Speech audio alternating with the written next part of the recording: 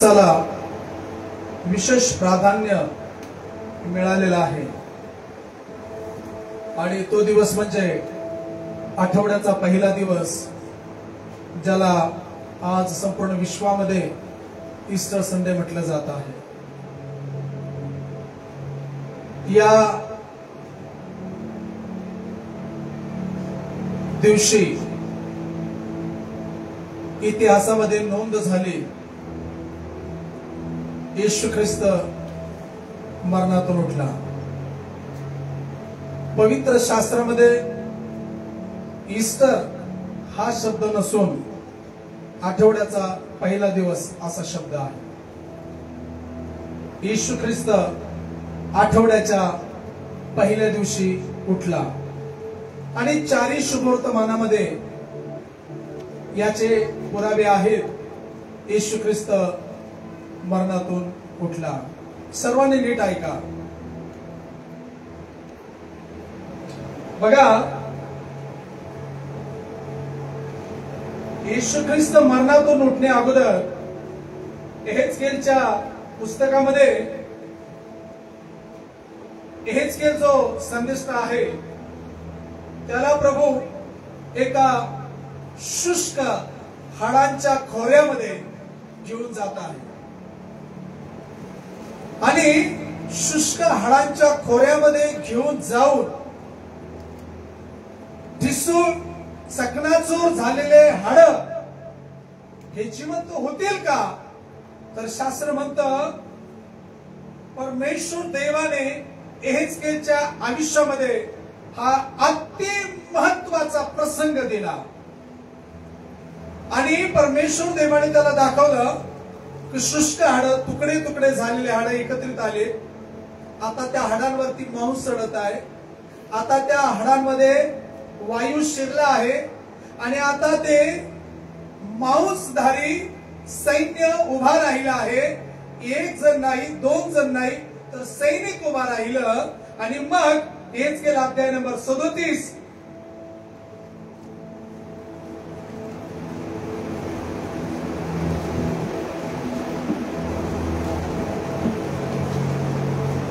आणि वचन नंबर 13, अध्याय नंबर 37 आणि वचन नंबर 13,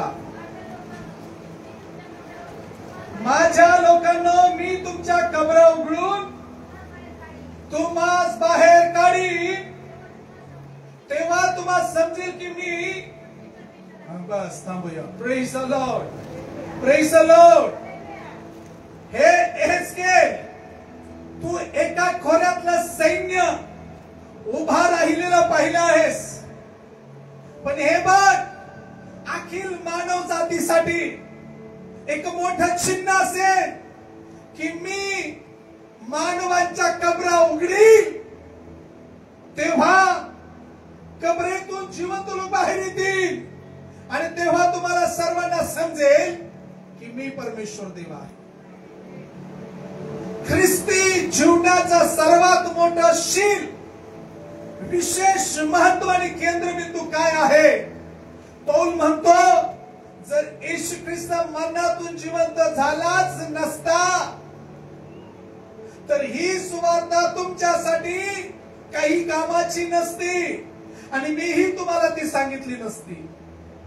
येशू ख्रिस्त मेलेल्यातून उठला आणि बायबल सांगतं ही सुवार्ता, पौल म्हणतो, ही परिणाम करणारी आहे, ही प्रभावी आहे, ही सामर्थ्यशाली आहे। बघा, बहुतांशी लोक या गोष्टींपासून आजान आहेत आणि ते म्हणजे की त्यांना येशू ख्रिस्ताचा जीवनातील खरं रहस्य, जे केंद्रबिंदू आहे, ज्याच्यावरती जग प्रश्नार्थाने पडत आहे, ज्याच्यावरती जग येऊन आदळत आहे, चकनाचूर होत आहे, पाठीमागे पळत आहे। येशूच्या भाषेत म्हटलं तर बांधणाऱ्याने नापसंत केलेला दगड कोळशाचा, सर्वांनी नाकारला।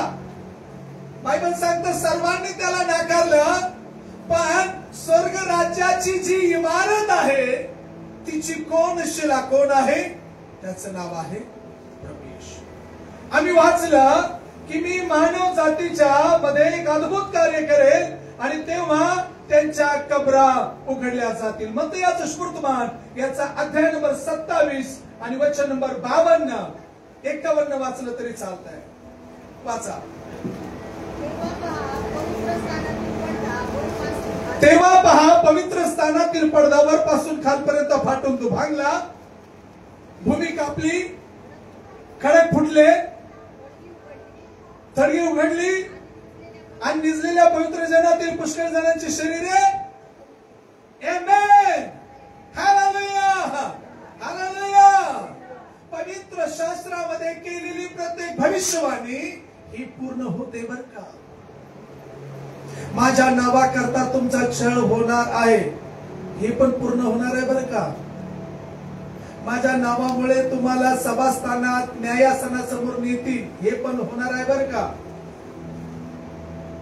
माझ्या नावामुळे तुम्हाला मारतील, जेलमध्ये टाकतील, ही पण भविष्यवाणी बर का. येशू ख्रिस्ताच्या बाबतीमध्ये पूर्ण झाली, आमच्या बाबतीमध्ये पूर्ण होणार आहे. किती लोक विश्वास ठेवतात येशू येणार आहे, येणार आहे, त्याच्याबरोबर जायचंय म्हणजे हे पूर्ण होणार आहे. आणि बाकीचं कुणी काय कुणी समजून घ्यायचं. ख्रिस्ताच्या नावामुळे काय काय होणार आहे, ख्रिस्तासाठी काय काय होणार आहे हे कुणी समजून घ्यायचं. Praise the Lord, hallelujah. बरं चला, याचा अर्थ असा, या जगात अनेक मान्यवर लोक आले, सत्पुरुष आले, सद्ग्रहस्थ आले, संत आले, नबी आले, महाराज आले, द्रष्टे आले, परंतु मृत्यू या ठिकाणी ते संपले आणि इतिहासात जमा झाले. आता आपण त्यांना फक्त इतिहासामध्ये वाचू शकतो. ते असे होते. येशू ख्रिस्ताबाबत आम्ही असं म्हणत नाही, आम्ही म्हणतो तो जिवंत आहे, तो इतिहासात नाही, तो वर्तमानात आहे, भविष्यात पण आहे. आमेन म्हणा जरा. ऐकताय ना, ऐकताय ना सगळे जर, कान देऊ नाही. तो वर्तमानात आहे आणि भविष्यातही आहे. दुसरी गोष्ट, येशू ख्रिस्त जर मरणापर्यंतच असता तर तो संत असता, महात्मा असता, नबी असता.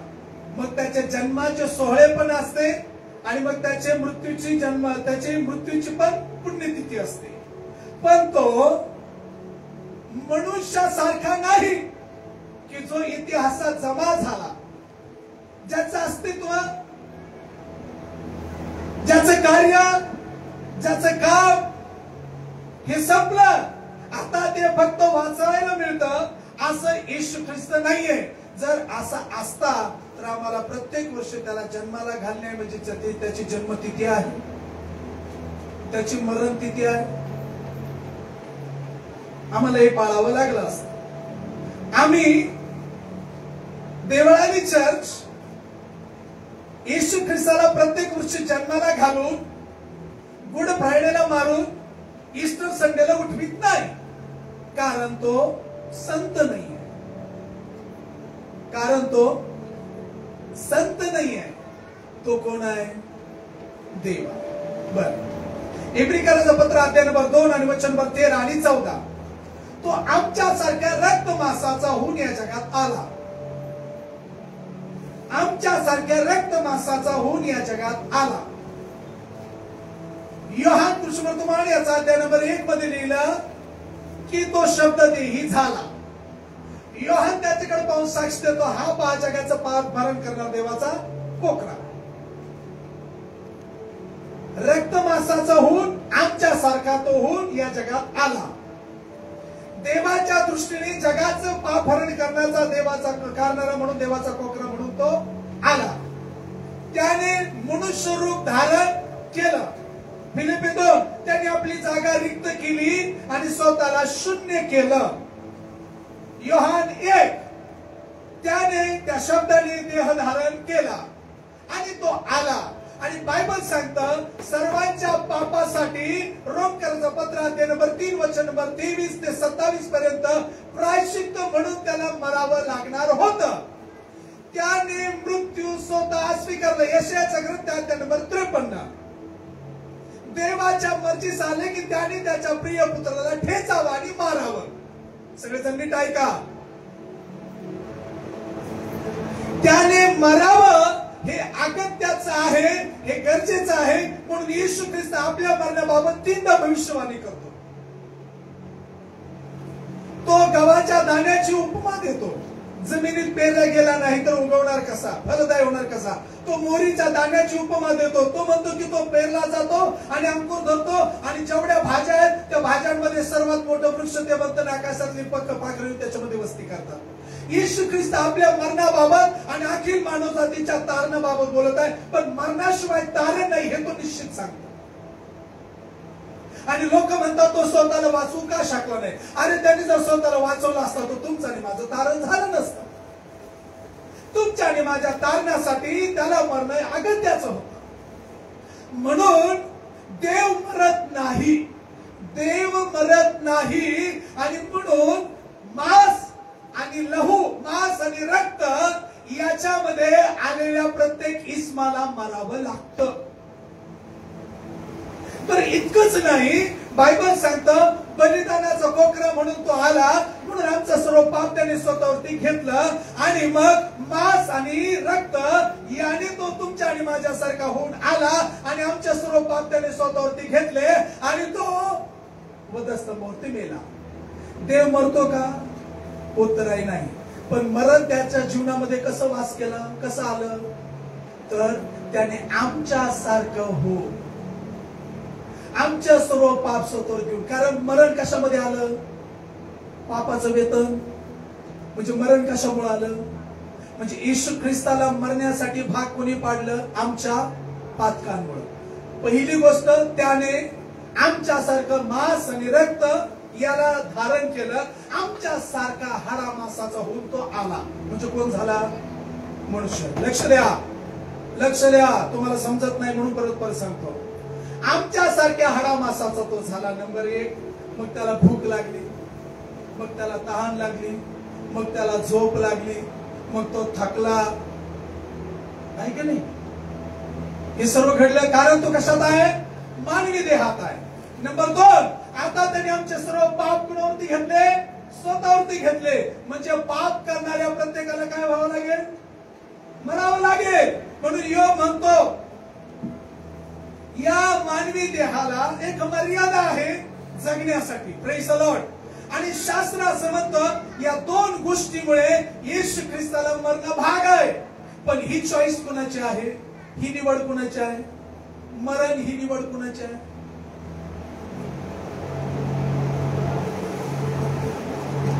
पिलाताने मारलं, त्या शिपायांनी मारलं, हेरोदाने मारलं, त्या काळच्या अधिकाऱ्यांनी मारलं नाही. ही चॉईस स्वतः येशू ख्रिस्ताची होती. मरियमच्या द्वारे जन्म घ्यावा ही चॉईस येशू ख्रिस्ताची आहे. त्याने गेत्सेमने बागेमध्ये मरू नये तर वधस्तंभावरती मरावं ही चॉईस येशू ख्रिस्ताची आहे. मला कोडे मारण्यात येतील, मला फटके मारण्यात येतील, मला चाबकाने मारण्यात येईल, मला निवस्त्र केले जाईल, माझ्या विरोधात खोटे गुन्हे दाखल केले जातील, माझ्या विरोधामध्ये खोटे पुरावे सादर केले जातील, माझ्या बरोबर हे घडणारी माझी चॉईस आहे. मी गव्हाच्या दाण्यासारखा पेरला जाईल, मला कबरीमध्ये ठेवलं जाईल, ही चॉईस आहे.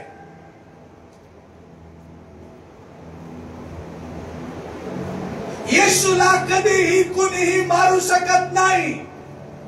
जर कुणामध्ये दम होताच, हिम्मत होतीच, तर त्याने जेव्हा मंदिरात चाबूक घेतला होता ना तेव्हाच कोणीतरी एखादा आडवा यायला पाहिजे होता. हॅलो. जर कुणी त्या काळात हिम्मतबाज होताच तर कुणीतरी आडवा यायला पाहिजे होता. म्हणून येशू ख्रिस्त गेत्सेमने बागेमध्ये म्हणतो, अरे चोर आणि लुटारूला जसं धरावायला येतात तसं तुम्ही मला धरावायला आलात का? आणि मी मंदिरात होतो मग तेव्हा तुम्ही मला का पकडले नाही? मी तुमच्यामध्ये असताना तुम्ही मला का पकडलं नाही? त्यांच्यात ती हिम्मत नव्हती. म्हणून मला तुम्हाला आजही सांगायचं आहे आणि अखिल मानव जातीला आव्हानाने चॅलेंज करून सांगायचं आहे, येशूला कधीही कुणी मारू शकत नव्हता. ही त्याची ओन चॉईस होती, ही त्याची एकट्याची पसंती होती. कारण हेच की मानव जातीचा उद्धार व्हावा. आमेन म्हणा. आमेन आमेन आमेन. काही लोक थट्टीने घेत आहेत, थट्टीने बोलत आहेत. जसे लटकलेले दोन चोर होते, त्यांच्यापैकी एक जण होता जो येशू ख्रिस्ताची थट्टा आणि मस्करी करत होता. त्याला स्वतःला वाचण्याची इच्छा होती, परंतु त्याला पश्चाताप करण्याची गरज वाटली नाही किंवा त्याने येशू ख्रिस्ताला ओळखलं नाही. शास्त्र म्हणतं तेव्हा एक चोराने आपल्या पापाबद्दल त्याच्याबद्दल बोललं गेलं. ज्यावेळेस तो राजवैभव येशू तेव्हा मग पापेची आठवण कर. आमेन बोला. आमेन. Hallelujah hallelujah hallelujah. जेव्हा तो राजवैभव येशू, सगळ्यात मोठ्या टोळ्यांची लीडर आम्ही, बरोबाच्या टोळीतले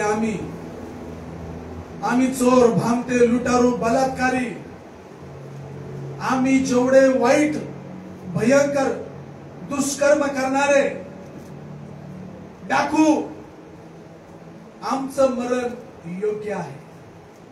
पण ज्याच्याबद्दल आम्ही आजपर्यंत ऐकलं होतं की त्यांनी विधवेच्या मुलाला जिवंत केलं, ज्यांनी याईराच्या मुलीला जिवंत केलं, ज्यांनी आंधळ्याला दृष्टी दिली, ज्यांनी 5,000 लोकांना जेवण दिलं, भोजन दिलं, ज्यांनी चांगल्या प्रकारचा संदेश दिला, तत्वज्ञान सांगितलं, आणि आता तो मारल्या जात आहे.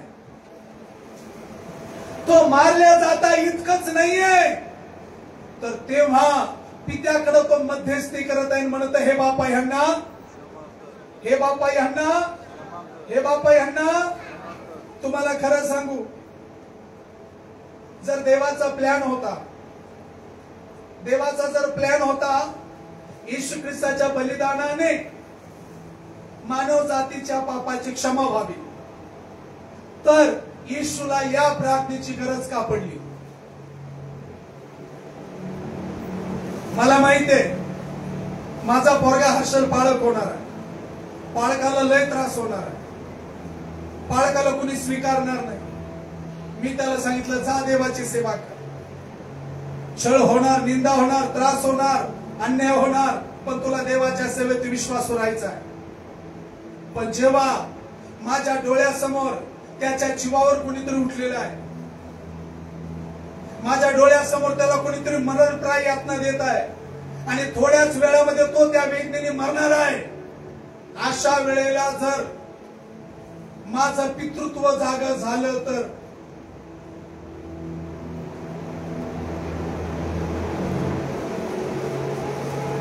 काही झोपले त्यांना समजलं नाही.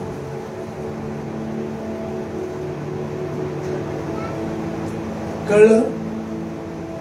काय कळलं? मला माहितीये ख्रिस्तासाठी मरायचंय, ख्रिस्तासाठी पेरलं जायचंय, ख्रिस्तासाठी बलिदान व्हायचंय, पण माझ्या पोराला माझ्या डोळ्यासमोर कोणीतरी मारत आहे आणि थोड्याच वेळात तो मरणार आहे. त्यावेळेला माझं पितृत्व, माझं बाप हे नातं जर जागे होईल तर तो बाप आहे ज्याने सृष्टी रचली आहे, ज्याने संपूर्ण सृष्टीची रचना केली आहे, जो अखिल मानव जातीचा निर्माता विधाता आहे, जो येशू ख्रिस्त गेत्सेमने बागेत असं म्हणतो, जर माझं राज्य या ठिकाणचं जर असतं ना तर माझ्या बापाने 1 बिलियन सैन्य, लाखो करोड सैन्य पाठवलं असतं आणि सगळ्यांना उद्ध्वस्त करून माझं राज्य इथं स्थापित करून दिलं असतं. तो बाप ज्याची चर्चा येशू ख्रिस्त करतोय, 1 बिलियन सैन्य जर आलं असतं तर तो बाप ज्याला येशू ख्रिस्ताच्या कबरेवरची तोंड बाजूला काढण्यासाठी एक देवदूत पुष्कळ आहे, शेकडो सैनिक एकत्रित येऊन सीलबंद, मोहरबंद केलेली कबरेवरचा दगड कुणी काढू शकत नाही. एक देवदूत येऊन बाजूला करतो. येशू ख्रिस्ताच्या बापाची, आमच्या बापाची ओळख नीट करून घ्या. आणि जुन्या करारामध्ये फार भयंकर ओळख आहे. बायबल सांगतं काठी उगरली तर समुद्र दुभांगला.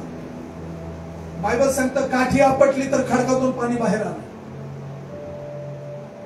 बायबल सांगतं त्यांनी आपलं वस्त्र जेव्हा यार्देनीवरती आपटला इलियाने, बायबल सांगतं लगेच यार्देन मागे हटली.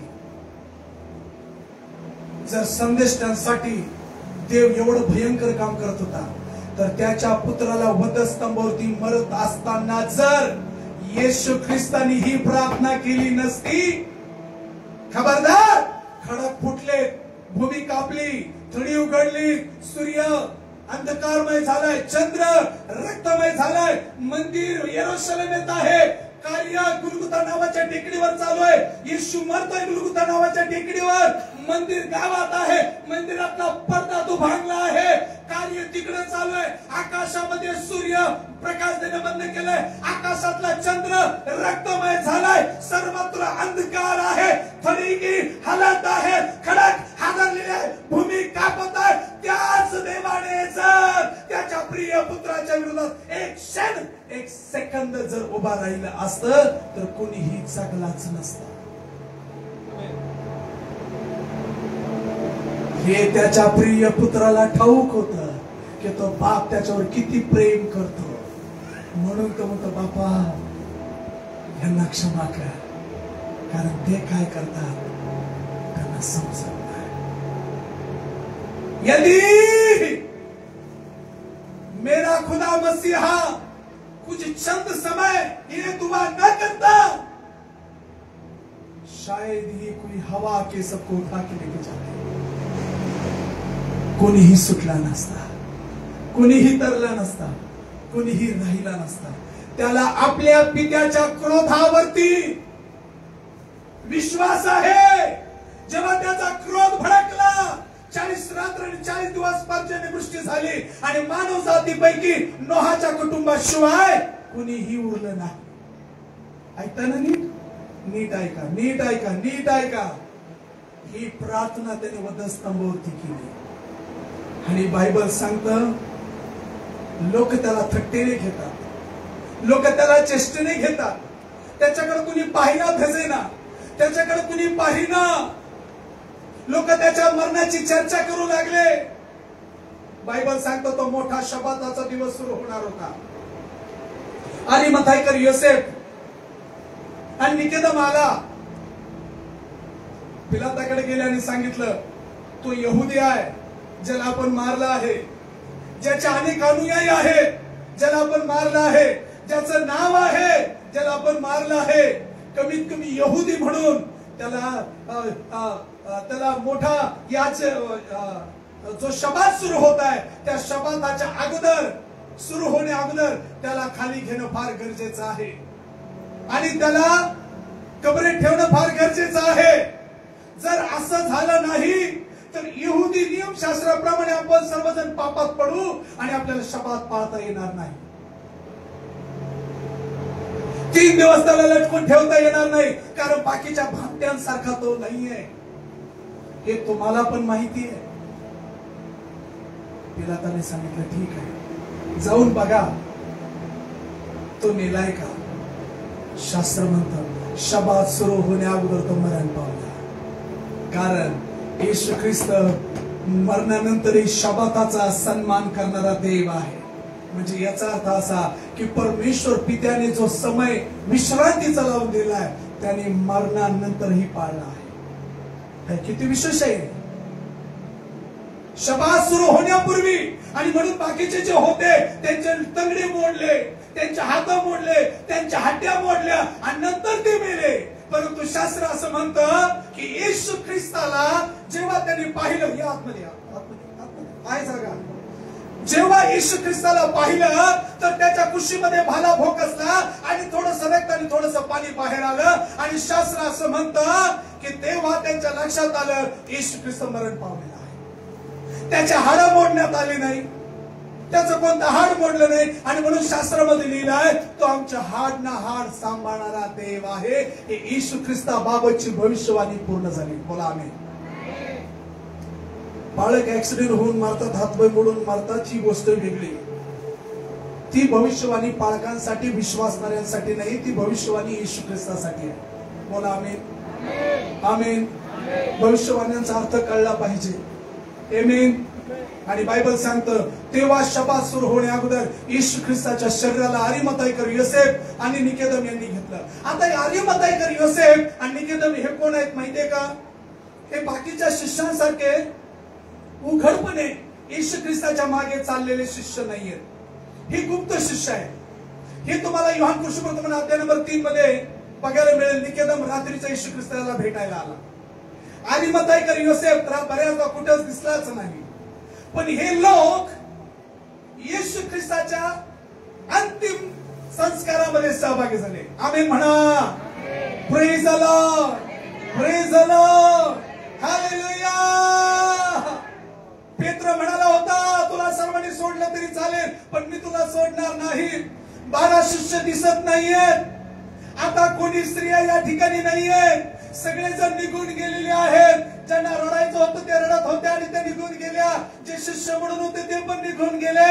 यहुदी नियमशास्त्रानुसार त्याचं शरीर कबरीत ठेवायला पाहिजे म्हणून कुणी पुढे आलं नाही का? कारण जसं त्याला मारलं तसं आपल्याला न मारो. पण अरिमथाईकर योसेफ आणि निकेदम गेले आणि ते शरीर त्यांनी मागितलं. आणि बायबल सांगते ते त्यांनी घेतलं.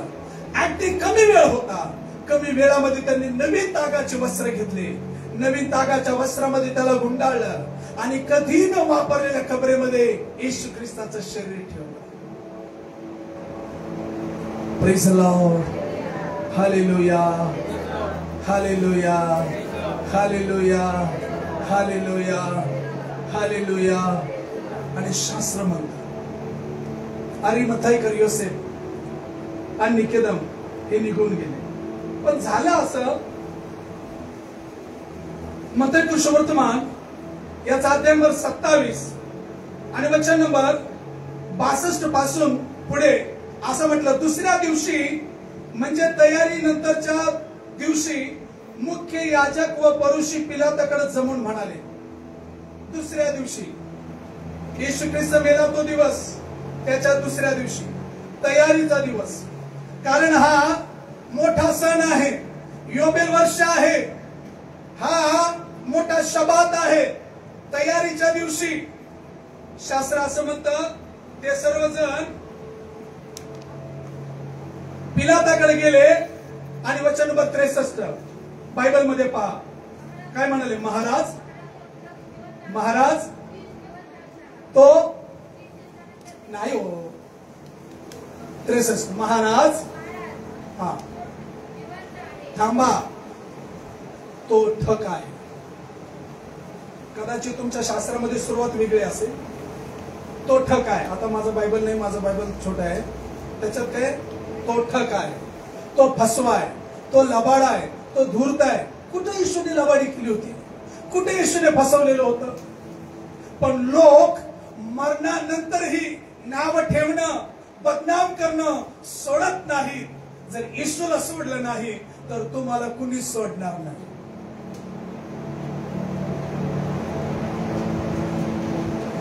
बदनामीचा ठपका हा इतका भयंकर असतो की तुमच्या मरणानंतरही तो डाग कुणी पुसत नाही. उधळे पुत्र माघारी आला बापाच्या घरात राहू लागला. बापाच्या घरात तो राहिला काय स्वरूपी पण नाव बदललं नाही. त्याचं नाव तेच राहिलं काय उधळ्या. पावली सापडली पण लिहिलंय हरवलेली नाणी.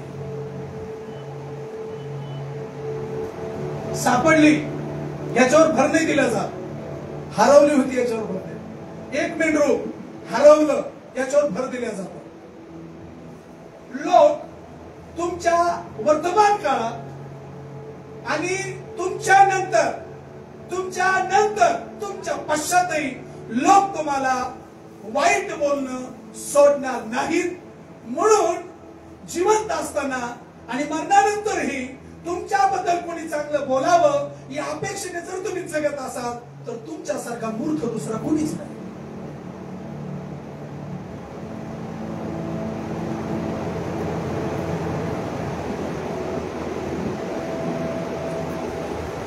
तुम्हाला मोठ्या मोठ्या उपाधी मिळाल्या पाहिजे तुमचं नाव मोठ्या मोठ्या अलंकारिक शब्दाने घेतलं पाहिजे, या अपेक्षेने जर तुम्ही जगत असाल तर तुम्ही जगाचे मित्र आहात,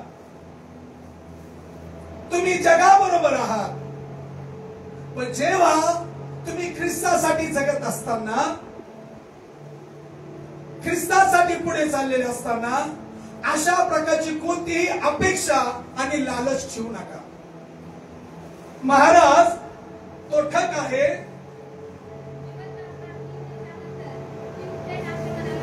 त्याने असं म्हटलंय, कधी मोठ्याने बोला, जेवढे तुम्ही तेवढेच नीट बोला. नाही नाही, त्यांनी ऐकलंय, महाराज आम्ही असं ऐकलंय तो जिवंत असताना मी 3 दिवसानंतर मेलेल्यातून उठे. कुणी ऐकलंय? ज्यांनी नावं ठेवलंय त्यांनी. नावं ठेवणाऱ्यांना माहिती असतं वास्तव काय आहे. नावं ठेवणाऱ्याला माहिती असतं सत्य काय आहे. नावं ठेवणाऱ्याला माहिती असतं खरं काय आहे. पण खोटं बोल पण रेटून, खोटं बोल पण रेटून बोल. तो ठोक आहे. आम्ही ऐकलंय तो जिवंत होता तेव्हा त्याने असं सांगितलंय मी मेलेल्यातून 3ऱ्या दिवशी उठणार आहे. बरं त्यांनी एकदा सांगितलंय का? त्यांनी 3दा सांगितलं. बरं उदाहरणातून, उपमेतून, दृष्टांतातून अनेकदा सांगितलंय तो उठणार आहे. येशू ख्रिस्ताने आपल्या पुनरुत्थानाची चर्चा अनेकदा केली आहे. हे काय म्हणतात? मग तुम्ही एक प्लॅन करा. काय प्लॅन करा?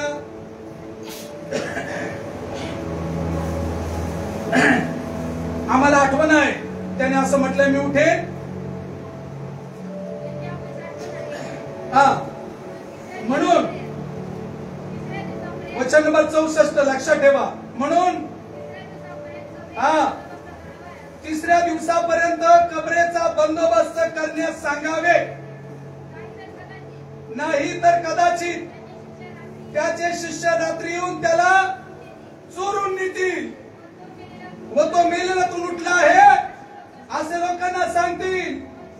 मग शेवटली फसगत आपल्याला वाईट होईल, कारण आपण लेपल्यांनी मारलंय त्याला. आणि परत 3ऱ्या दिवशी यांच्या आया बाया येऊन आपल्याला विचारतील ते आमचं येशू कुठे आहे. मग आपली पंचायत जास्त होईल. हॅलो, ऐकता ना? हे चोरून नेतील आणि आपल्याकडे परत येतील आणि काय मागतील? कुठे आहे ते शरीर? आमचं येशू कुठे आहे? आमचं झालं ना तसं, झालं तसं. जाऊं कहा मैं, ढूंढूं कहा मैं, खाली कबर है, ढूंढूं कहा मैं, माली दादा, माली दादा मुझे तू बता दे, मेरे यीशु को रखा कहाँ है, मेरे यीशु को रखा कहाँ है. जाऊं कहाँ मैं, ढूंढूं कहाँ मैं, खाली कबर है, ढूंढूं कहाँ मैं, माली दादा, ओ माली दादा मुझे तू बता दे, मेरे यीशु को रखा कहाँ है, मेरे यीशु को रखा कहाँ है. पूरे सवेरे मिलने जो आई, पूरे समय में मिलने जो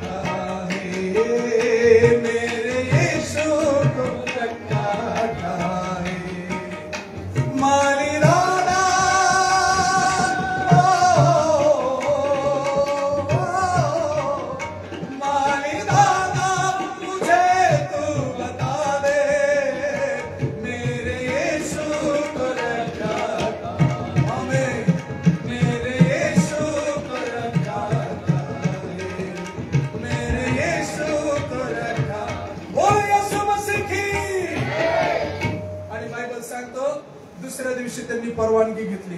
काय परवानगी घेतली? की ज्या कबरेमध्ये त्याला ठेवण्यात आलेला आहे त्या कबरेच्या भोवती बंदोबस्त ठेवा. मग काय केलं माहितीये? खुर्चीसह आपतील. बस झालं. खुर्चीसह काय नुकसान होईल खुर्चीचं तुमचं ते तुम्ही पाहून घ्या. बस फायनल ना. मी लाईव्ह बोलतोय आणि महत्वाचं बोलतोय. ठीक आहे. तुम्हाला ऐकायचं नाही, बाहेर होऊन तरफडायचं, थांबायचं नाही. ठीक आहे. ऐकायचं असं आतमध्ये बसायचं, नसेल ऐकायचं लगेच बाहेर शिंगाट. बाकीच्यांना ऐकू द्या. ठीक आहे. ऐकायचंय तुम्हाला? ऐकायचंय? ऐकायचंय? हा. शास्त्र म्हणतं पिलाताने परवानगी दिली. साखळ दंडाने कबर आणि सील दोन बांधून टाकायचे. बायबल सांगतं बंदोबस्त कडक आहे. आता मी ज्या उपदेशाकडे जात आहे तो थोडासा तुम्हाला नीट ऐकायचा आहे, कारण माझी याच्यात भडास आहे. माझं लय दुःख नाही याच्यामध्ये, आणि ते तुम्हाला सांगायचं नाही. ऍक्च्युली जे माध्यम बनले आहेत ना त्या माध्यमातून मला लोकांशी बोलायचं. यीशु को झूठा साबित करने के लिए बहुत राजे खड़े हैं. त्याला खोटा लबाड, गोऱ्यांचा येशू, काळ्यांचा येशू, यरूशलेमचा येशू म्हणून त्याला दाबून टाकण्याचा अनेक राजे प्लॅन करत आहेत, अनेक संघटना प्लॅन करत आहेत, अनेक चोर भामटे उठलेले आहेत. आणि ते सांगतात हे लोक ठग आहेत, हे लोक फसवे आहेत, हे धर्मांतरण करतात, येशूच्या नावाने प्रलोभने देतात. अशा प्रकारे दणगटशाही करून येशूचं काम, त्याची सुवार्ता कबरेमध्ये बंद करण्याचा प्लॅन चालू आहे. आणि म्हणून धर्मांतरणाचा कायदा अंमलात आणायचा त्यांचा प्लॅन आहे.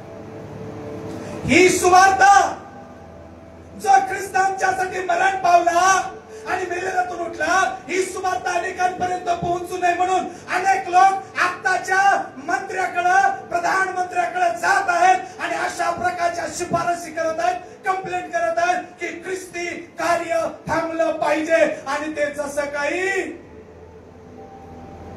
कबरेत मोहर बंद झाल्यासारखं. हे ज्या रोमन राज्याने, ज्या रोमन सरकारने 96% जगावरती राज्य केलं, तो रोमन सम्राट येशू ख्रिस्ताच्या पुनरुत्थानाच्या समोर झुकला. हे जे इस्रायल देश, ज्याला जगातले 100% देश घाबरतात, तो देश ज्याच्या नावापुढे झुकतो त्याचं नाव आहे येशू ख्रिस्त. त्याच्या कार्याला, त्याच्या सुवार्तेला, त्याच्या सेवेला, त्याच्या वचनाला तुम्ही कबऱ्यात गाडून टाकण्याचा प्रयत्न कराल हे खरंय, पण ज्याची शक्ती स्वर्गातून आहे तो ह्या शक्तीला घाबरत नाही.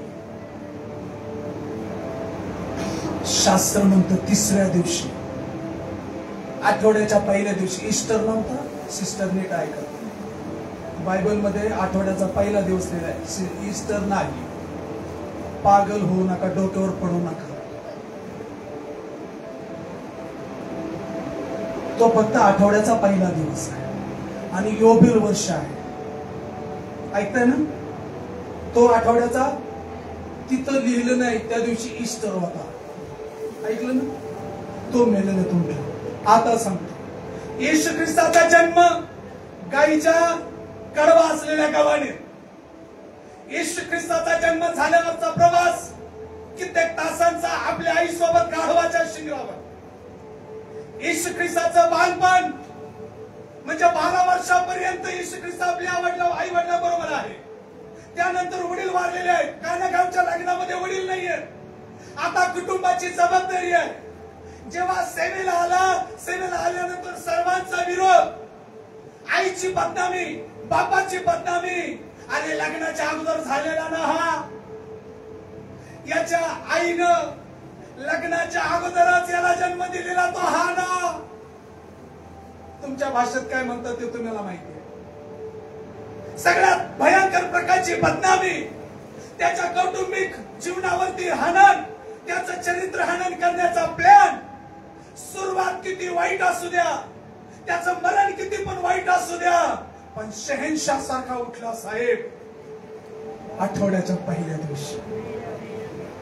आपली या जगातली सुरुवात किती पण वाईट असू द्या, हे लोक आपल्याला मारतील, तुडवतील, निवस्त्र करतील, छड्या मारतील, सगळं गाव आपल्या थोबडावर थुकल, कुणी आपल्याला चांगलं नाही म्हणणार, सगळे आपल्याला वक्त म्हणतील. मरू आपण अशा हाल अवस्थेमध्ये, कुणी आपल्या बाजूचा नसेल. पण जेव्हा माझा प्रभू येईल ना, त्याच्या सोबत मी असेल.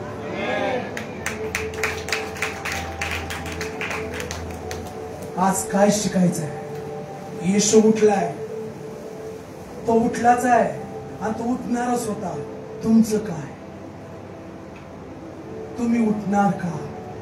तुम्हाला जागवून उठायला 2 दिवस लागतात, अवयव काम करीत नाही.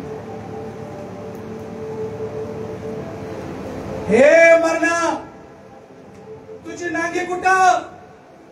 हे मरणा, तुझा दंश कुठं? बायबल सांगतं मरणाला हरवण्यासाठी येशू मरण पावला आणि मरणाने मरण नाहीस करून टाकलं. मृत्यूने मृत्यूपत्रच नाहीस केलं आणि बायबल सांगतं सर्व काही जीवन स्थापित केलं. म्हणून ख्रिस्ताच्या ठाई जीवन आहे. आम्ही आज आठवड्याचा पहिला दिवस म्हणून, ख्रिस्ताच्या पुनरुत्थानाचा दिवस म्हणून का साजरा करतो? कारण तो मरणावरती विजयी झालेला दिवस आहे. आमेन, आमेन. म्हणून या जगातले लोक ख्रिस्ती लोकांचा किती छळ करत, कोणाच्या अधिकाराने, कोणा मंत्र्याच्या अधिकाराने, आमदार खासदाराच्या अधिकाराने, कोणत्या प्रधानमंत्र्याच्या अधिकाराने ख्रिस्ती लोकांचा छळ करो, चर्चेस पाडो, त्यांना मारो, त्यांना नष्ट करो, त्यांना कापो, काही फरक पडत नाही. ज्याचा बायबलचा अभ्यास झालेला आहे त्याने समजून घ्यावं, कोणत्याही प्रेषितांना सहज मरण आलं नाही. जर योहान पात्मा नावाच्या बेटावरचा जर सोडला तर कुणालाही नॅचरल मरण आलं नाही. कुणाला कढईमध्ये, त्या कढईमध्ये असलेलं तेल जे उकळत होतं त्या तेलाच्या कढईमध्ये टाकून मारण्यात आलं. कुणाला करवतीच्या धारेने मारण्यात आलं, कुणाला क्रुसावरती उलट टांगून मारण्यात आलं, कुणाला सिंहांचं पोट भरण्यासाठी सिंहांच्या समोर टाकण्यात आलं. हे तुम्ही काय मारणार? अरे जे देहाला बदलतात आम्ही त्याला घाबरत नाही. जो आमच्या आत्म्याला नरकात टाकण्यासाठी समर्थ आहे आम्ही त्याला घाबरतो. आम्ही दुसरं कोणाला घाबरत नाही. जो डर गया या डरना मना है. भित्री लोक देवाच्या राज्यात जात नाहीत. ज्यांना ऑलरेडी माहिती आहे की मरायचंय. का मरायचंय? बायबल सांगतं या रक्त मासाला, या हाडा मासाला देवाच्या राज्याचं वतन नाहीये. हे जेव्हा पाऊलाला 3ऱ्या स्वर्गापर्यंत प्रभूने उचलून नेलं आणि दाखवलं की या शरीराने स्वर्गात नाही, म्हणून तो म्हणतो त्यापेक्षा याला मेलेलंच बरं. तो म्हणतो या शरीरात आहे म्हणून मी प्रभू पासून दूर आहे. एकदा हे सुटलं की मी प्रभूच्या जवळ आहे. जे शरीरावर प्रेम करतात लय हवा असं वाटतं, पाहिजे असं वाटतं, लय याच्यावर गर्व आहे, लय नाज आहे, लय अभिमान आहे. नीट ऐका, ऊर बडून रडतात, गल्ल्या गल्ल्यातून रडतात, दिल्लीपर्यंत आवाज जाईल, कुणी ऐकणार नाही. वासना निमेल, चांदीचा दोर तुटेल, सोन्याचा कटोरा फुटेल, आडावरचा रहाट मोडेल, गायन स्वर मंदावतील, दळणाऱ्या थोड्या उरतील. जी एक पाहती का ती टक्कन आंधळी होईल. 2 जणी का एकच घेतली जाईल. नीट शहाण्या व्हा, नीट शहाण्या व्हा. दिवस जवळ आलेले आहे, प्रभू येण्याचा समय जवळ आलेला आहे. या जगाबरोबर मैत्री, देवाबरोबर वैर आहे. युगाबरोबर समरूप होऊ नका, जगाबरोबर जगू नका. मरायचं तर उद्या पण आहे, मरायचं तर कसं पण आहे. मग येशूसाठी मेलं तर काय विशेष? त्याच्यासाठी मरू नका, तेच विशेष आहे. मोठे मोठे रील स्टार पोरीच्या प्रेमात पडले आणि कचकन मेले, टपकन गेले. 5 लाख रुपये दररोजचा लॉस, महिना फेल. जिपरे वगैरे वागरे स्टार होत चालले. आपण देवापासून असले स्टार आहोत. आपण लाईफ स्टार आहोत, कायमस्वरूपी चमकणार. तुम्ही बायबल नीट वाचत नाही, बायबल तुम्हाला नीट समजून घ्यायचं नाही. बायबल एक असं पुस्तक आहे ज्याच्यावरती प्रश्न करणारे तर आले खरे, परंतु त्यांच्या प्रश्नांनीच ते गुंडळून गेले आणि उत्तर त्यांना आपोआप मिळाले. म्हणून सांगतो, येशू ख्रिस्ताला मारण्याचा प्लॅन हा शैतानाचा होता. आणि शैतानाला असं वाटलं की याला जर आपण वधस्तंभावरती मारलं, इसका गेम फिनिश, इसका गेम. हा प्लॅन कुणी केला? इकडे कोणा धरला त्याने, कोणा शिरला तो ताटात हात असताना? यहुदामध्ये. तुमच्याकडे दोनच मार्ग आहेत, एक तर येशू बरोबर राहा, नाही तर फाशीवर मारा. येशूला सोडलं का आत्महत्येशिवाय पर्याय नाही. येशू बरोबर राहिले तर मरावं लागेल, पण सार्वकालिक जीवन आहे. येहुदासारखं मरून म्हणजे पोट फोडून मरायचं ना. वरतीला टाकला, सोडवायला कोणी नाही. मेला सोडला कधी? जेव्हा पोट फुटलं तेव्हा वास आला सगळ्या लोकांना. कोण मेला रे म्हणे? तो येहुदा मेला. का मेला? याच्याकडे पैसे नव्हते. 30 रुपये होते त्या काळात. किती? म्हणजे ज्या काळात पावल्या होत्या का, पावल्या, त्या काळात त्याला 30 रुपये मिळाले होते. कोणाला धरून दिलं त्यांनी? असे बरेच येहुदाच्या अवलादी तयार झाले चर्चेसमध्ये. चर्चमध्ये 2-5 वर्षे येतात, पालकाबरोबर राहतात, पालकाच्या संस्थेच्या काही चांगल्या चांगल्या गोष्टी घ्यायच्या आणि ब्लॅकमेल करायचं. नाही ब्लॅकमेल केलं तर तिकडून 2-4 त्या कोणत्या संघटना म्हणते, त्या हिजड्याच्या फौजी, ते हिजडे मग त्या ह्या अशा लोकांना पकडतात. आणि हे नालायक येहुदाच्या पोटचे हे पैसे घेतात, पाळक चर्च सगळ्याला उद्ध्वस्त करायला निघतात. यांना देवाचं वचन परवडत नाही. योहानाच्या पत्रामध्ये लिहिलंय की कोणाला माझी वचने ऐकवत नाही जो शैतानापासून जन्मला आहे. नाच गाणं सगळ्यांना आवडतं, ढुशक ढाशक 2 तासाचे वर्षप सगळ्यांना आवडते. पण जर का वचन चालू झालं, बुडापासून थाळ येतो तो डोक्यापर्यंत. नको वाटतं त्याला. दास काय कवर चाललंय, कसं चालवलं? देवाच्या वचनाचे येत आपण. आमचा जन्म देवाच्या वचनाने झालाय, कोणाला ऐकवत नाहीये. घरातलं कुणी मेल्यानंतर आपण लोकांच्या लाजकाजकी होत नाही. माझ्याजवळ बसतो का नाही? किती वेळ? समजा 9 वाजता कोचाकला, तुम्ही म्हणता का मावशी तू थांब मी झोपते म्हणून? रात्रभर चालूच ना आठवणी. त्याच्यात एखादे भजन गाव होती अजूनही मला आशा जगायची. कोणी म्हणे सरली प्रीती सरली नाती दुर्भाग्य जीवनी सोडून गेले हे घरधनी. त्याच्यात एखाद्याची आई असावी. आई का सोडून गेलीस? कोणाचा बाप, दादा मला का सोडून गेला? हे रडायचं काम रात्रभर चालतं का? तुमचा बाप आहे, तुमची आई आहे, तुमचा भाऊ. येशू कोण आहे? उद्धार करता. त्याला जीवन म्हणून समजून घ्या, उपदेश म्हणून नाही, बोध म्हणून नाही, ज्ञानवाणी म्हणून नाही, सत्संग म्हणून नाही, बोध म्हणून नाही, सिद्धांत म्हणून नाही. हे डोक्यात घेण्यासाठी नाही, हे जीवनात घेण्यासाठी आहे. चर्चमध्ये आल्यानंतर जीवन जगायला शिकायचंय.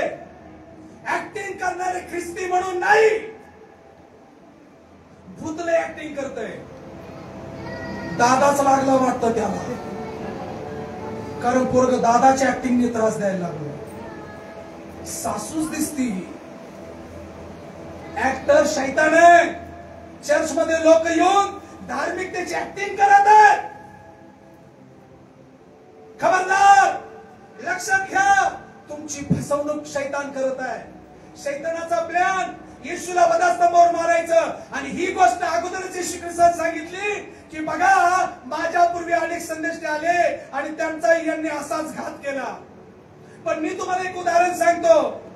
एका मालकाने, एका धन्याने द्राक्षाची बाग लावली आणि द्राक्षाची बाग लावली, खणून तिला खत घातलं, तिची बांधणी केली, द्राक्ष कुंड तयार केला आणि त्या ठिकाणी काम करणाऱ्यांसाठी चांगले ठिकाण पण दिलं आणि मग त्यांनी आपल्या चाकराला पाठवलं की हंगाम मिळावा. पण ते त्या चाकराला पाहून म्हणाले हंगाम मात्र काही दिला जाणार नाही. त्याला मारलं आणि हाकलून दिलं. दुसऱ्या चाकरांना पाठवलं, त्यांना पण त्यांनी मारलं. पण शेवटी त्या मालकाने आपल्या पुत्राला पाठवलं आणि त्या पुत्राला पाठवल्याच्या नंतर मालकाला असं वाटलं, धन्याला असं वाटलं की वारसदार गेल्याच्या नंतर तरी त्यांना समजेल की ही द्राक्ष बाग या वारसाची आहे. पण ते म्हणाले आता तर वारस एकदा नष्ट केला की द्राक्ष बाग आपलीच आहे. आणि मग त्यांनी त्याला धरलं आणि त्याला मारून टाकलं. पण मालक आला आणि त्या मालकाने सगळ्यांचा न्याय केला आणि त्यांची निखालस कत्तल केली. येशूला मारणं किंवा येशूचं मरण सगळ्यांना सोपं आणि साधं वाटत असेल, पण जेव्हा माझा पिता त्या ठिकाणून आपला राज्यकारभार चालवी, वीर वीर वीर वीर कोण? वीर म्हणजे योद्धा, कधीच न हारलेला, नेहमी जिंकलेला वीर. बायबल सांगतो दुःखाने ओरडे. कोण? कधीच न घाबरलेला. अनेक मारले असतील त्याने, अनेक युद्ध लढले असतील त्याने, पण शास्त्र म्हणतो वीर दुःखाने ओरडे आणि तो वाकून जाईल. म्हणून योग म्हणतो देवाच्या हाताला कोण आवर घालील? जेव्हा तो सत्तारूढ होईल. म्हणून स्तोत्र 2 मध्ये लिहिलंय या जगातले राष्ट्र आणि राजे देवाच्या लोकांविरुद्ध, देवाच्या पुत्राविरुद्ध, अभिषिक्ताविरुद्ध का उठले आहेत? आणि त्याचा शेवट सांगितलंय जर का या प्रवासात तुम्ही पुत्राचं चुंबन घेतलं नाही तर वाटेने तुम्ही नाश पावाल. जे जे लोक येशू ख्रिस्ताकडे येणार नाहीत 1,00,000% ते मरणार म्हणजे मरणार, ते नाश पावणार म्हणजे नाश पावणार.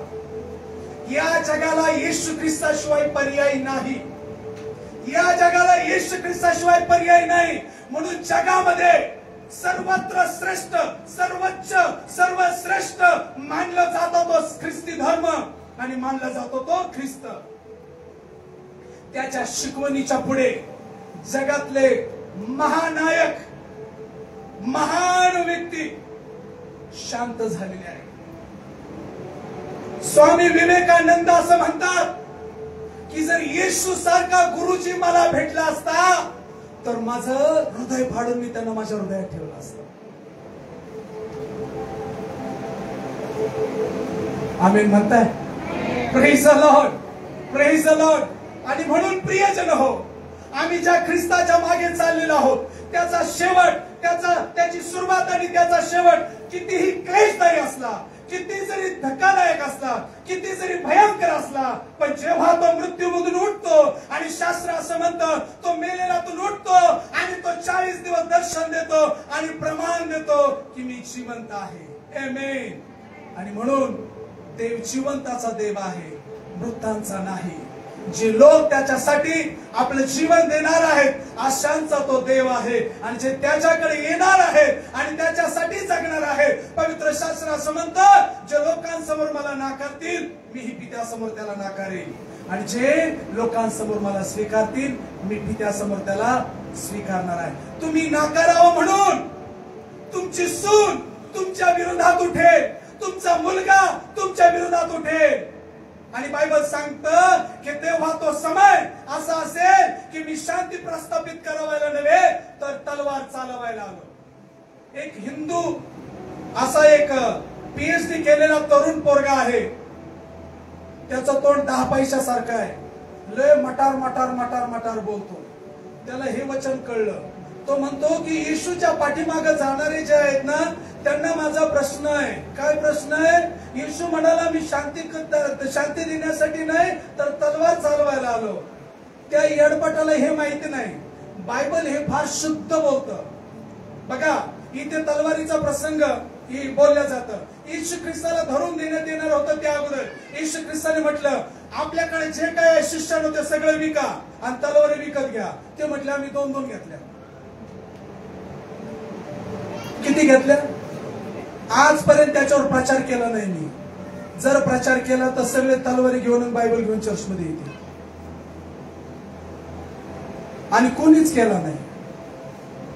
आता कुणी नाही केला कारण त्यांनी अभ्यास नाही केला. मी केलाय,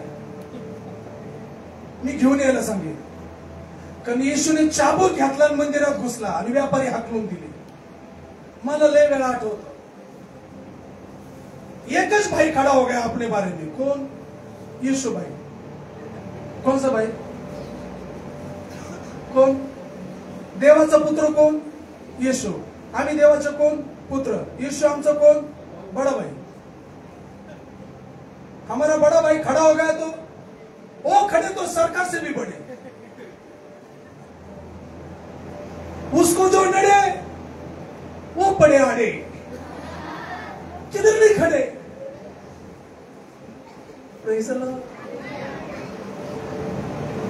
त्याने असं म्हटलं, शांती प्रस्थापित करायला नाही तर तलवार चालवायला. आता तलवार हे कशाचं प्रतीक आहे माहितीये का? न्यायाचं. कशाचं? जे लोक देवाच्या राज्याकडे निघाले, जी सासू लय धार्मिक आहे, तिची गेम तिची सून करणार आहे. माझी सासू घरात प्रार्थना करते, तुम्ही या धरा. कारण असं म्हटलंय, जी वाज आहे ती स्वतःला धन्य म्हणेल, कारण तिच्या समोर तिचे लेकरं कापल्या जात नाहीत. असे दिवस येतील तेव्हा ज्यांनी जन्म दिला आहे अशा आया आपल्या लेकरांच्या त्रासापोटी, त्यांच्या मृत्यूपोटी, त्यांच्या हाल हाल करून मारतील या भीतीने ते येशू ख्रिस्ताला सोडून देतील. आणि बायबल सांगतं, अशा त्या प्रसंगात जी सासू स्वर्गाकडे निघाली, तिची सून जगाबरोबर राहील आणि तिची गेम तिची सून वाजवी. बापाच्या विरोधात मुलगा. बापाला कोण धरून देईल? पोरगा. अशी फूट पडेल. पण खबरदार, घाबरू नका. कोण बोललं? येशू. घाबरू नका. ते फक्त तुमच्या देहाचा नाश करतील, पण जो तुम्हाला नरकात टाकण्यासाठी शक्तिमान आहे त्याची भीती बाळगा. ओरिसामध्ये बाळकांच्या बायकावरती शेकडो लोकांनी बलात्कार केले. इतकंच काय, मणिपूरमध्ये बाळकांच्या बायकांची नग्न धिंड करून रात्रभर त्यांच्यावर बलात्कार केले. सकाळी त्या जिवंत सापडले तेव्हा ते म्हणाल्या, आम्ही त्या देवाला धन्यवाद देतो, कारण ते फक्त आमच्या शरीराचा नाश करू शकले, आमच्या आत्म्याचा नव्हे, कारण आमच्या आत्मेने आम्ही आमच्या प्रभूच्या आहोत. हे लोक शेवटपर्यंत तुमचा छळ करतील. हे जग शेवटपर्यंत तुमचा छळ करेल. पण तुम्हाला सांगू, यांच्या डोळ्यासमोरच आम्ही मृत्यूतून उठलेले विजयी लोक, ते आम्हाला पाहतील. ते ज्यांनी येशूला भोकसलं तेही आम्हाला पाहतील. आणि बायबल सांगतं, तो क्षण फार लवकर येत आहे. येशू मेलेल्यातून उठलेला आहे हे सत्य सांगण्यासाठी घाबरू नका. भारत देशाला फार महात्मे लाभलेले आहेत. सगळ्यांचा सन्मान करा, सगळ्यांचा आदर करा. फुले, शाहू, आंबेडकर, छत्रपती शिवाजी महाराज, असे अनेक चांगल्या प्रकारचे नेतृत्व केलेले महान पुरुषोत्तम, हुशार लढवई योद्धे होऊन गेले, ज्यांनी या देशाला एक वेगळी वाट दिली, एक वेगळी दिशा दिली. आम्ही त्यांचा आदर केलाच पाहिजे. जगात जगत असताना, महाराष्ट्रात जगत असताना या सर्वांचा आदर्श तुम्ही घेतलाच पाहिजे. पण स्वर्गात जाताना आकाशाच्या खाली, पृथ्वीच्या वरती येशू शिवाय दुसरं नाव अनेकांमध्ये कमी आहे. बायबलमध्ये लिहिलंय, अधिकारी अध्यक्ष एका बायकोचा पती असावा. एकच लग्न झालेलं असतं. ती जर मिली तर एकच फासणी काढून ठेवली होती, एकीबरोबरच राहा. हे जे मी उदाहरण सांगत आहे, किती पण मोठे महान संत महात्मे कुणी पण असू द्या, पण बायबलने जी चाकुरी दिली ना, त्या चाकुरीत कुणीही बसत नाही. आणि म्हणून आमच्यासाठी ते चांगले नेते, पुढारी, मार्गदर्शक, पुरुषोत्तम, शिल्पकार, आम्ही त्यांचा आदर आमच्या हृदयात कायम बाळगणार. तो दाखवण्यासाठी नाही, तो शोभ करण्यासाठी नाही, पण स्वर्गात जाण्यासाठी येशू ख्रिस्ताशिवाय दुसरा कोणीच असणार नाही. म्हणून आकाशाच्या खाली आणि पृथ्वीच्या वरती एकच नाव तारण देतं, ज्याचं नाव आहे प्रभू येशू. त्या पिलाताने मोहर बंद केलेली ती जी शिला आहे, जी आपण जिला धोंड म्हणतो, तिला बाजूला करण्यासाठी स्वर्गातून स्वर्गदूत येतो आणि बाजूला करतो आणि ख्रिस्त येशू बाहेर येतो. आमेन म्हणा. बाहेर आला आणि लगेच गुप्त झाला असा नाही येतो. नाही तर हे ठग जे होते ना, रिटून बोलणारे, ते म्हटले असते, आम्ही म्हणलो ना, केलाच ना गायब.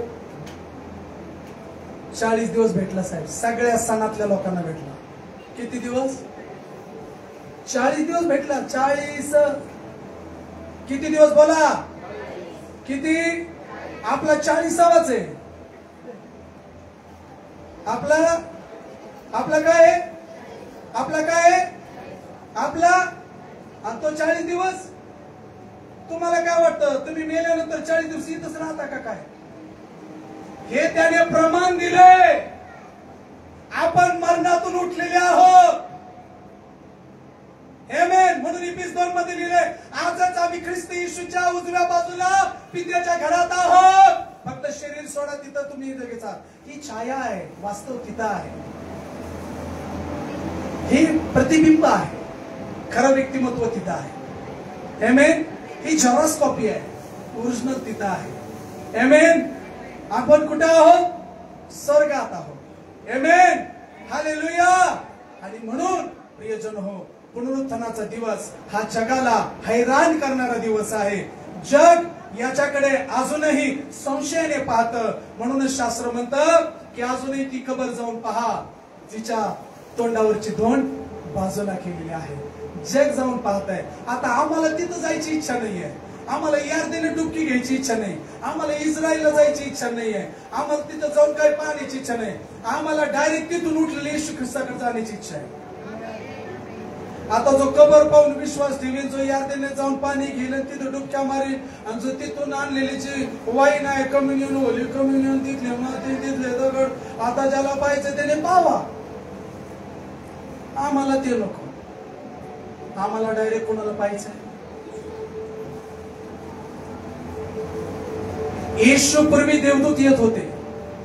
येशू पूर्वी कधीतरी देवाचा आत्मा येत होता, पण आता कायमस्वरूपी देवाचा आत्मा आमचं नेतृत्व करत आहे. आमेन. आणि म्हणून त्याच्या आगमनाला थोडासा वेळ बाकी आहे.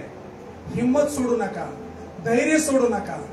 एकमेकाबरोबर एकनिष्ठ राहा, प्रीतीने राहा, चर्चमध्ये सहभागिता द्या, वचनामध्ये सहभागिता द्या. शहाण्या कुमारिकांसारखं आपले दिवे पेटते ठेवा, आपले कंदील साफ करा, आराधनेमध्ये टिकून राहा, वचनामध्ये टिकून राहा. जेव्हा तो येईल तेव्हा आपण त्याच्या बरोबर असू. त्या 5 शहाण्या कुमारिकांसारखं अशाच प्रकारचं जीवन जगूया आणि आपलं जीवन आपण प्रभूला देऊन टाकूया. आमेन. आपल्या जागेवरती आपण उभं राहूया आणि प्रार्थनेमध्ये जाऊया. Thank you Jesus. Praise the Lord. Hallelujah. Hallelujah.